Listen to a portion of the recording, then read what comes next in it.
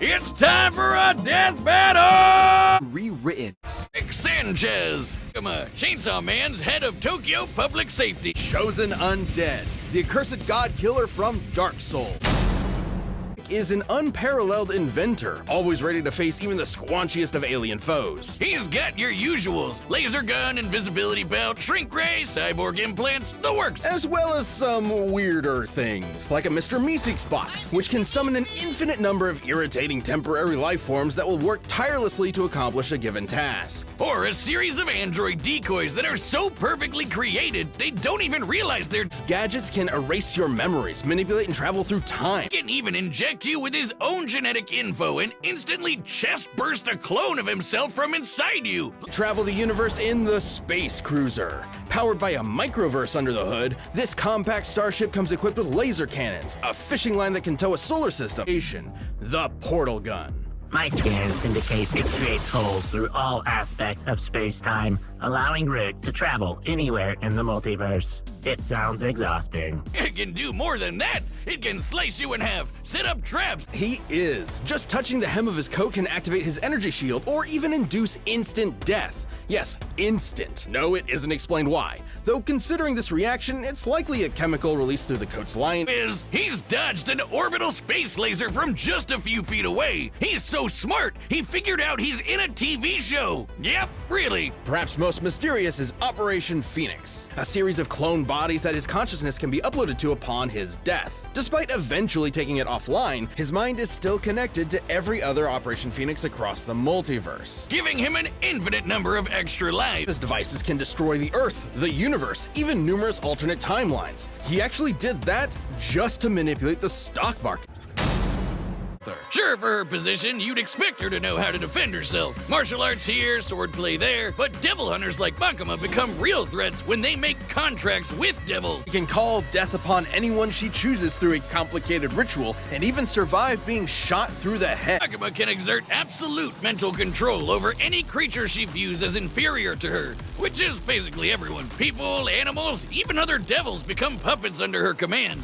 She can even hijack their senses to listen and see whatever she wants. As a devil, Makima's far stronger, faster, and more durable than the average person. By drinking blood, she can heal her injuries, and her sense of smell is so potent that it can spot targets from over 300 miles away. Not only can she control your mind, but your body too with telekinesis. She can mess up your internal organs or blow you away with finger guns. She doesn't shoot you with invisible bullets. She points at you and then a wound just happens out of nowhere. She controls all sorts of things with these ghostly chains that stab her victims. Once they're hooked, they're easier to control. Makima has plenty of devils in her collection. There's the massive Fox Devil, the Future Devil for precognition, and a ton of devils that exist just to stab you. Blow shit up devil, the undead party devil, the flamethrower devil, and the unholy matrimony that's the angel devil, which will make you see God before you die. Other devils, Makima can form contracts with people to give them power. But unlike other devils, her control powers allow her to force people into contracts that exclusively benefit her. Like when she forced Japan's prime minister into a contract that states, and I quote,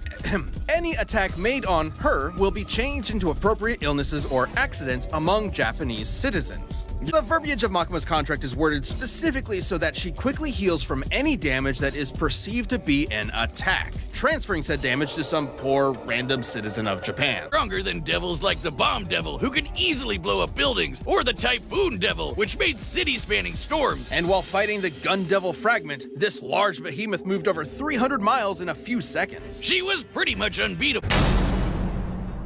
And it helps that as long as they can keep their sense of purpose, an undead will always resurrect at the nearest bonfire. Now, they might slowly lose their memories, their personality, and their sanity, but the curse gives them as much time as they need to get good. Undead are unnaturally resilient, able to survive being impaled through the chest. They've been chewed, eaten, and digested by what I can only describe as a toilet demon, and have their souls torn from their very body, because undead humans don't need their souls to survive. Just pop some of that spicy Sunny D and they're good to go. Warp the souls of their fallen enemies to increase their power. They're a master with swords, hammers, spears, axes, bows, you name it. And that's without any formal training. With the right stats and setup, they can be anything from a cartwheeling assassin to a dragon-smashing tank. To the giantest of dads.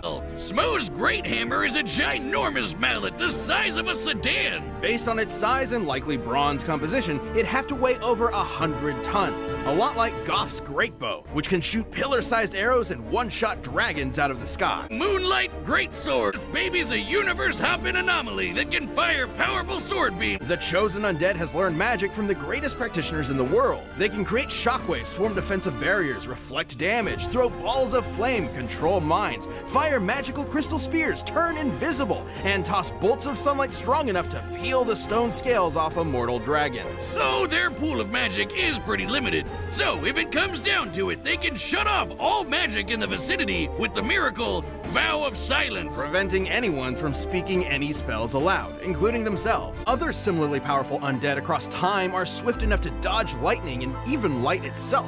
Based on their dodge compared to this beam and the time it took to reach them, they'd be reacting and moving at over 20% the speed of light.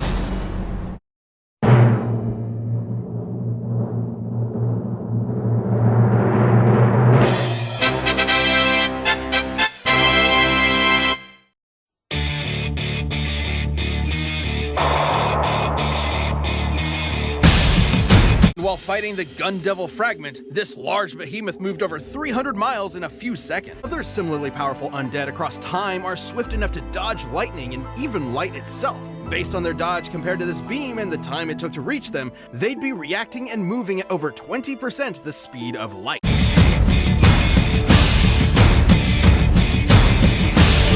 He's dodged an orbital space laser from just a few feet away.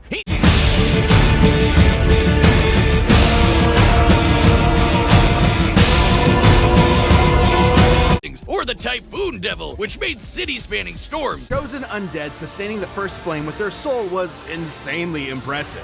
Considering the first flame is responsible for the core concepts of the universe, like energy and time, it's not a stretch to say it affects not just the planet they live on, but the whole universe. Devices can destroy the Earth, the universe.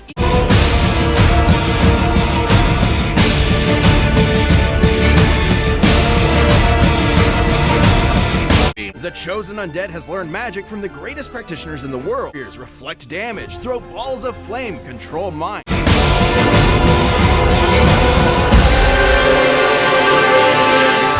Is an unparalleled inventor, like a Mr. Meeseeks box, which can summon an infinite number of irritating temporary life forms that will work tirelessly to accomplish a given task. Or a series of android decoys that are so perfectly created, they don't even realize they're... Gadgets can erase your memories, manipulate and travel through time. Devices can destroy the Earth, the universe, even numerous alternate timelines.